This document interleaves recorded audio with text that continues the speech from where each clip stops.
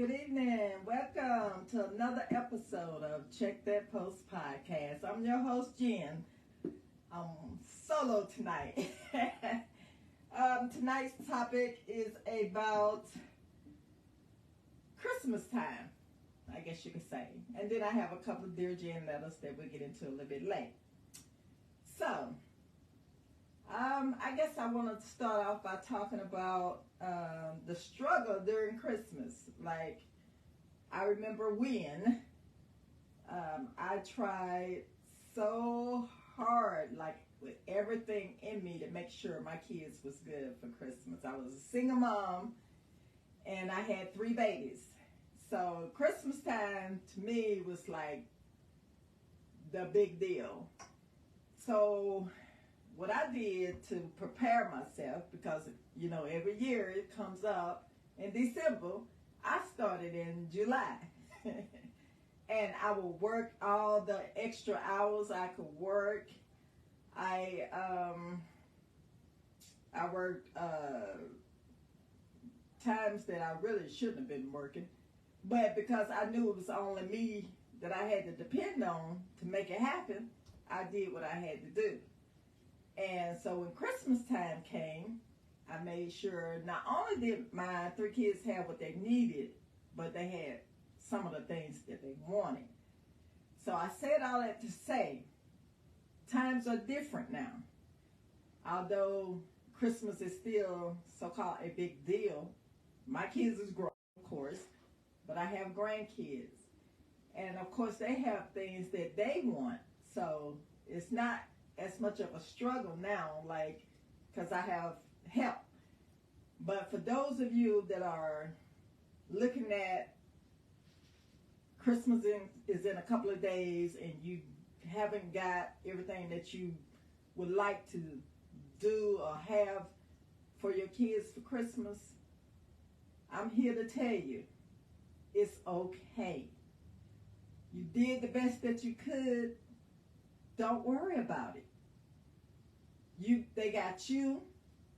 Y'all got love. And if that's all you got to give, then it is what it is.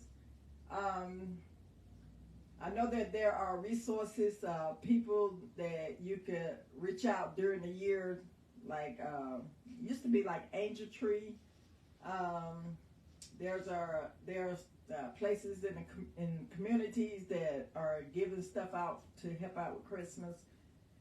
But if all that fails and you only have you to depend on, then you just make sure that your kids know what's important, like what's really important. And that's the love that you have for them. You did the best that you could, and they will understand. And it may not look like it now, and it may not seem like it now, but they will. They will understand, because they're going to look back on it and say, my mom tried. Don't let it be to the point where you so stressed out and you pulling your hair out, because seriously, that's not going to help them or you. I remember all them hours that I was putting in trying to make it happen. I tried to start early, like I said, in July, but there were times that I wasn't able to get that overtime and put in those extra hours. So I ran credit cards up. I got into a little bit of debt, and then I spent the whole next year trying to pay it off. I'm here to tell you, if you can avoid doing that, don't do that, because it's not worth it. Because then you're going to be stressed out the whole year trying to pay all that off, and it's just not worth it. Christmas is supposed to be a happy time, a joyous time, and of course you don't want to just wait for Christmas time and show your kids love. So you want to give them that love all year long, so they won't feel left out on that one day. Teach them to be thankful for the roof over their heads and the clothes on their back and shoes on their feet. The things that they need versus the things that they want. But if you can't afford to give them that, then by all means, do you? Also, knowing that you tried, and it's just not just single parents. There are married couples that don't know how they're gonna provide on Christmas Day the things that their kids are wanting. But if I know some tips that if you start earlier during the year, setting aside whatever you can, and I know it's hard to save. It's hard, like especially with inflation the way it is. It's hard to set aside money to just for that one day. But you know, if there is a way that you can put in a couple of extra hours and set that part aside to plan ahead for Christmas, then that would be a big help, and it won't be such a burden on yourself, you know. But outside that, there's things that you can make. Y'all can sit down as a group, make Christmas cards, send out the latest school pictures, send them out to family and friends. Really, there's other things that you can do together as a unit, as a family, to show Christmas spirit.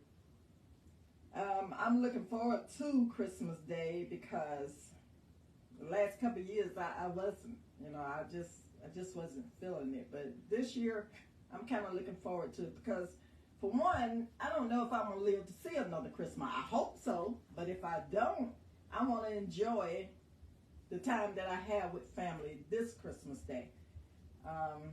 Can't worry about, you know, what happened in the past. I can't worry about what's going to happen in the future, but all I can do is try to look forward to it and enjoy the present. Other than that, I hope everybody have a Merry Christmas. Enjoy that family time. Eat good.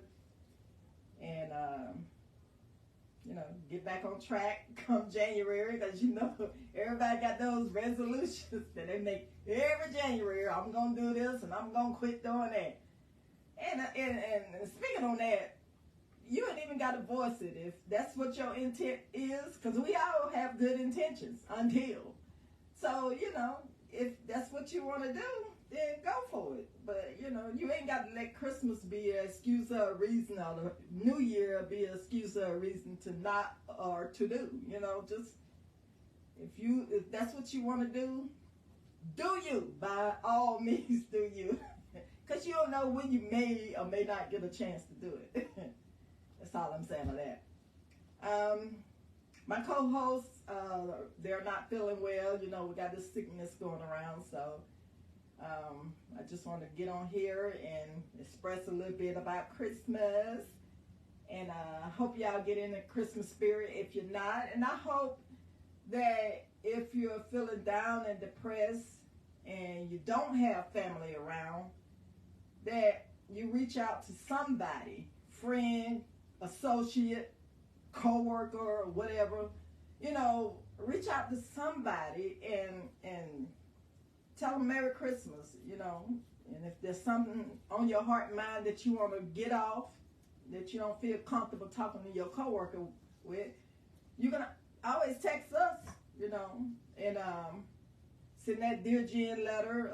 Text us at 866-311-2251 and get it off your heart and mind. You know, just don't hold that in. Let that go. All of it. It's New Year coming, y'all. Just let it go. Get that off. Get that weight off of you so you can enter the new year feeling lighter. If there's any way that we can help, you know, by all means, reach out. Even if we just listen, you know, sometimes you need that. Sometimes you need somebody just to listen. And we can offer advice, we will. And so I'm going to get into the Dear Jen letter.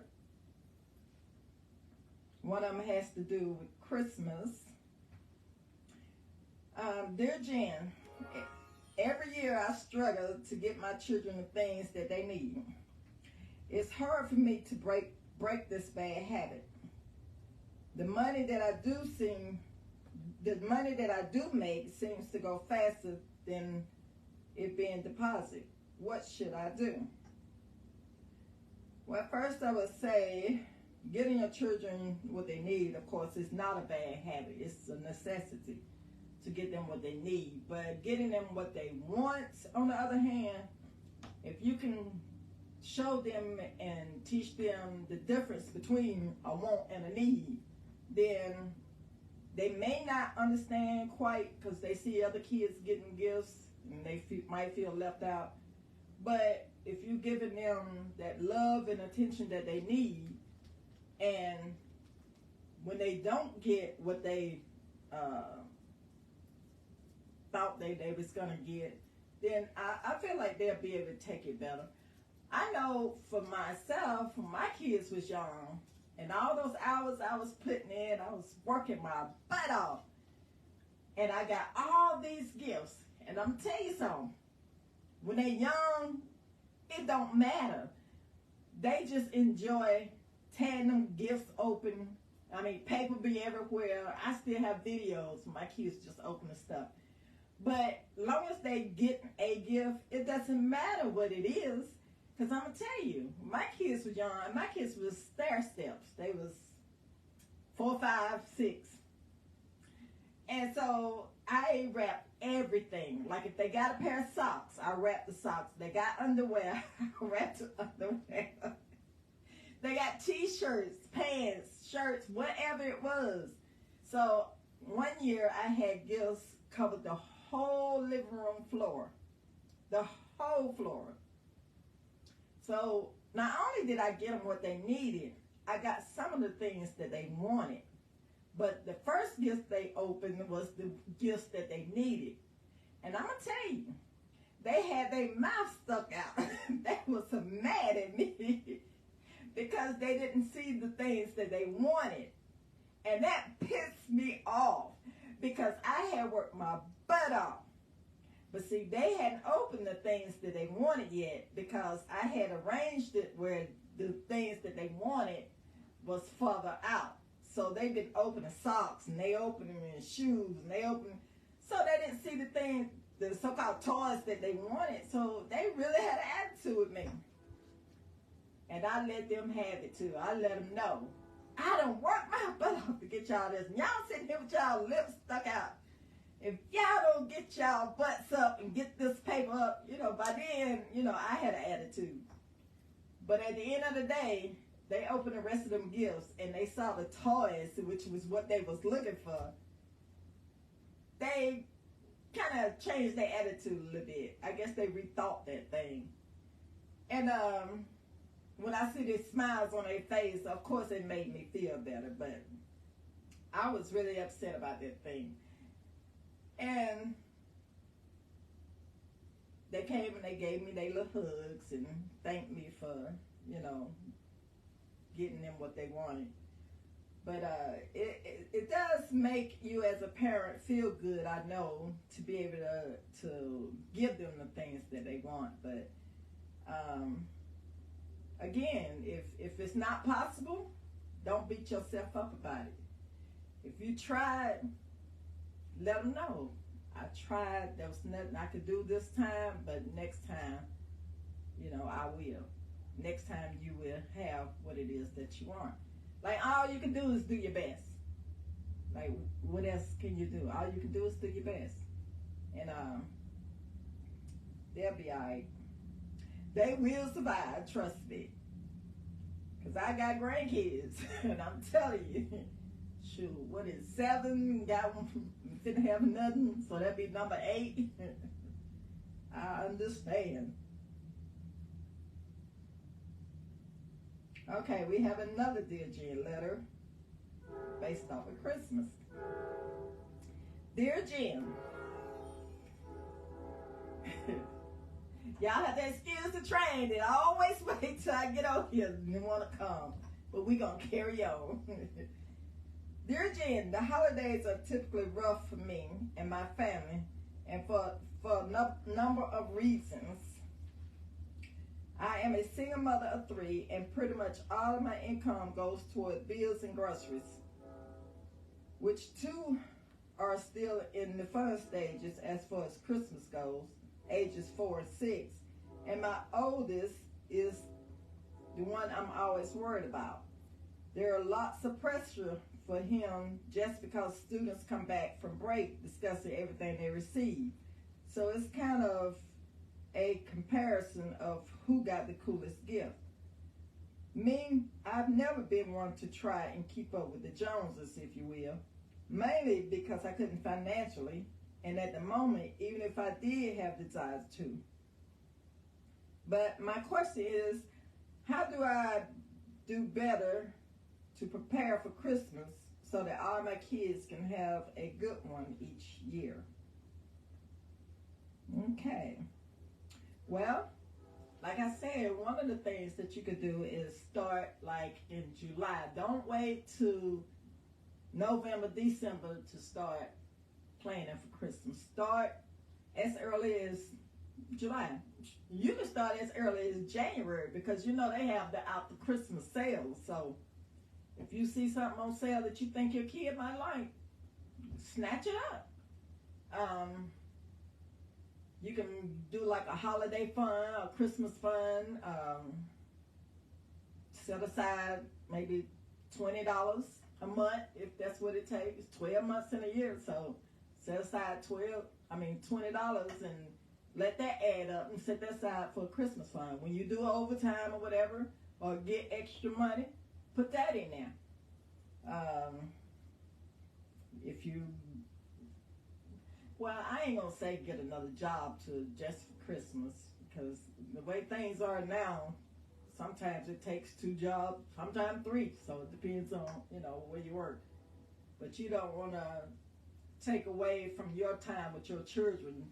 Try to work another job just for Christmas. You can do like bake sales, hot dog sales, chicken plates. Do stuff that people like. If you bake cakes, cookies, try to sell that, set that aside, and, get them involved and let them know, this is for our Christmas fund. So, y'all will be able to get things for the things that you want for Christmas. I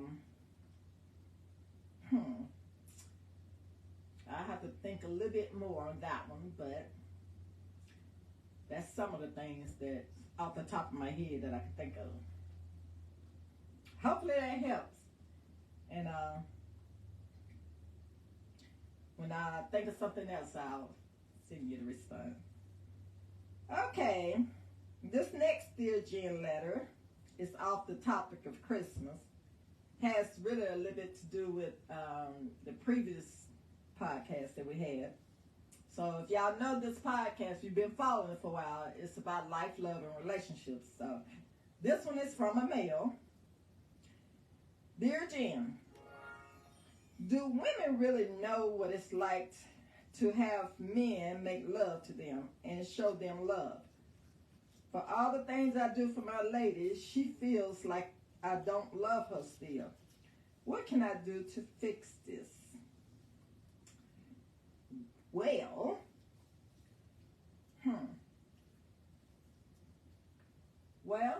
love is showing. It's about showing as well as telling. But I would say teach her. Teach her what your love language is. A lot of men have different love languages. And some of them have a harder time than others expressing it. So you have to teach them what your love language is. Depending on how long y'all been together. Like if you're married or in a long-term relationship, invest in teaching them your love language. Like, don't just assume that she know. Like, let her know that it starts. Say, for instance, you get up in the morning and you send her a text. Hey, babe, I want you to have a nice day at work. That's love language. You may say something like, or you may go, it's cold, go out in the morning, crank up her car. That's love language. Just teach her just the little things. Make her coffee for her. She drink coffee in the morning. If she don't drink coffee, give her a couple bucks to, get some Starbucks. That's love language. It's the little things that you do that matters. Trust me, women are paying attention. you can basically, men, for y'all that don't know, making love to a woman starts up here. It don't start down there. And if you're not connecting to this up here, a lot of times, and it don't apply to everybody, but for those of y'all it does, a lot of times, if you're not connected to this, you're going to lose it down there. I'm just saying, like, start up here first. Work in the mind. Get her mind right. Once you get her mind right, it's like a flower. She open right up. It's like the sun beaming on a flower, on a bud. And you get into her mind and get her to thinking and you know, get her heart warmed up. She open up like a flower. The world is yours. I'm just saying, like, y'all got to use your brain. Like, think with this head. I'm just saying. Don't be so quick to, you know, get straight to business. Get to the business of getting into her head. That's how you get to a woman's heart. Just like they say, or the saying is, to get to a man's heart, you feed him. You get to a woman's heart, you open up her mind. Hold a conversation with her. See what she's thinking. She gonna tell you what she want. You just gotta pay attention. You gotta listen. Listen to what she's saying. She's telling you all day long. But if you're not listening, if you're not paying attention, you're gonna miss the boat every time. So, start right there. And if that don't work, if that don't make her smile or that don't change nothing, write me again. I'll give you something else. I can't give it all to you in one sitting. So that's it for today's. And I know it's kind of short, but with this sickness going around, it might be days like this a lot. Well, it's just me. So I hope y'all enjoyed it. Write us and let us know what you want to hear us talk about, whatever topic, whatever you got on your mind. Any comment you want to comment, hey, feel free. Good, the bad, and ugly. Ugly, I'm ready.